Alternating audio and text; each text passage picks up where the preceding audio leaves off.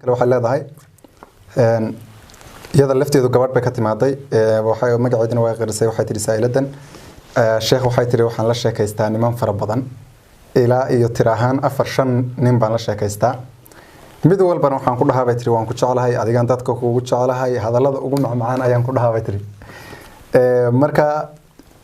tan su'aashan lafteedu su'aasha hore daba socotaa marka hadallada macmacaan mid walba ku leeyahay waan ku jecelahay iyo maartay adiga nafta ku bixin lahaada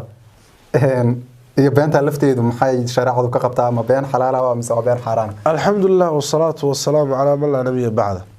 gabadhu horta laba dambi isku darsatay dambi waxa weeyaan waa dambi beena gabadha xaqiiqo markaynu u daandegno xaqiiqada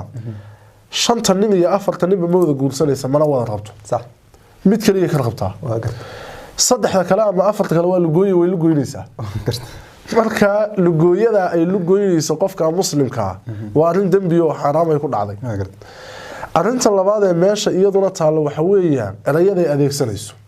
dadkeenu iyo dhalinyarteenu markaa de waxyaalo waxay iska adeegsadaan ansaxayn hadhow wixii sariirta lagu dul adeegsan lahaa bay adeegsadaan markaas oo markaas waxa weeyaan de macaana iyo waxyaalaha la midka maxaa goormeen annabiyay inuu macaan yahay isagoo goormuu annabiyay sideedana guurka ka hor jacayl wax la yiraahdo ma jiro rabitaan baa jira